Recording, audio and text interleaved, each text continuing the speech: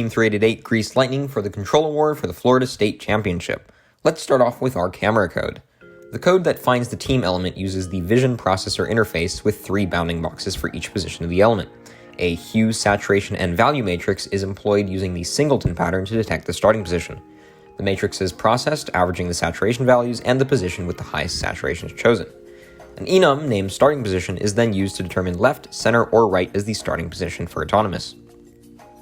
For pathfinding during Autonomous, we implemented an A-star algorithm, focusing on 2 key principles: a g-value, which is the cost of the current path and previous paths, and an h-value, calculated distance from our current position to the destination. The f-value, which is the sum of these 2 values, determines the next node. We split up the field into a 13 by 13 2D array using the lines on the grid to create nodes. A while loop executes the function makeNextMove until the robot reaches its destination. We chose to use the A-star algorithm because of several advantages. Optimal pathfinding, meaning that A-star considers both path cost and distance to find the most efficient route, and adaptability and obstacle avoidance, meaning that A-star intelligently navigates around obstacles, which is crucial for scoring as quickly as possible. Originally, we used PID controllers to operate our linear slides. The built-in method of the DC motor set target position, however, was not accurate, sometimes being off by several inches as well as oscillating and not providing enough power when the robot was hanging.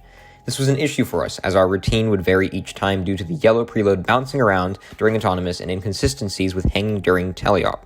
To address this problem, we developed our own LQR, which is Linear Quadratic Regulator, which optimizes multiple variables simultaneously, not only the accuracy of the linear slides, but also their power and speed. In this way, we were able to guarantee a quick and consistent extension of the linear slides, whether it be to drop off a pixel on the backboard or to hang during the endgame. We implemented several improvements to assist our drivers during teleop.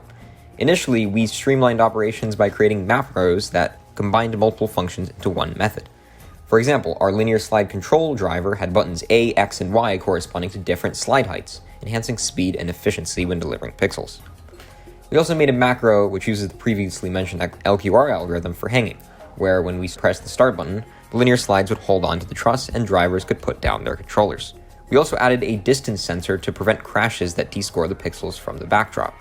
This sensor, coupled with a hyperbolic tangent function, regulated the motor power during driving to make sure that our robot didn't go too fast.